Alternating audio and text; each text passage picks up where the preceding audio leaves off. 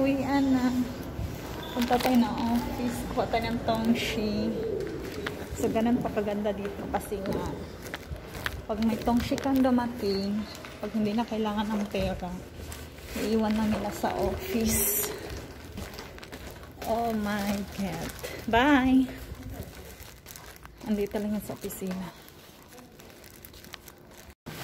May si Jolene mo. Tamin siyang nawo dahil tongshi ito yun eh.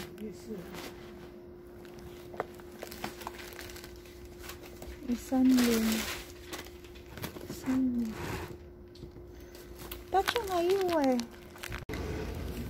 Ito na po yung tongshi natin galing Pinas. Yun po napakaganda dito kasi nga pag yung tongshi mo na wala nang, hindi na kailangan ng bayad, iiwan na lang nila yan sa opisina, tapos sasabihan ka lang sa department nyo na yung ano mo, yung item mo dumating na. Pag hindi na kailangan ng bayad, pero pag kailangan ng bayad, hindi po nila iiwan yan. So, ito na po, galing po siya sa Pinas. O, diba? Sa opisina ko lang kinuha.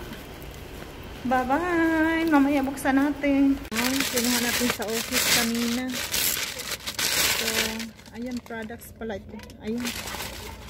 Nakabalot ko siya ng paper bag ng Easy.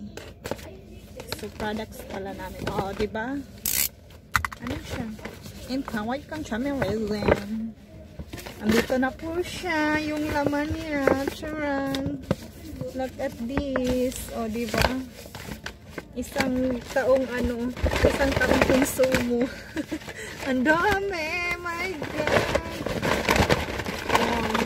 Oh, sure. Walang lami. Walay lami. Ito na po siya. Ito yung products natin na konsumo natin. Good for 1 year. Ayan. Kasi dito po ako okay. Kaya nag-reorder tayo ng good for 1 year na nakonsumo para sure na hindi na po ako mag-order ulit. Kasi mahal po dito yung price sa Pinas. Yun di ang price dito sa Taiwan. Diyos ko po.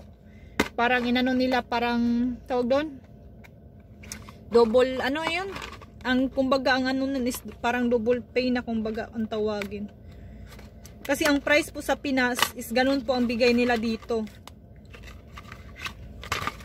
Ito na po siya. Magdala na po ako kasi tamang-tama lang po yung inumin ko hanggang bukas.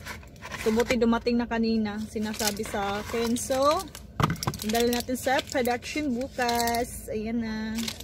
Bye-bye!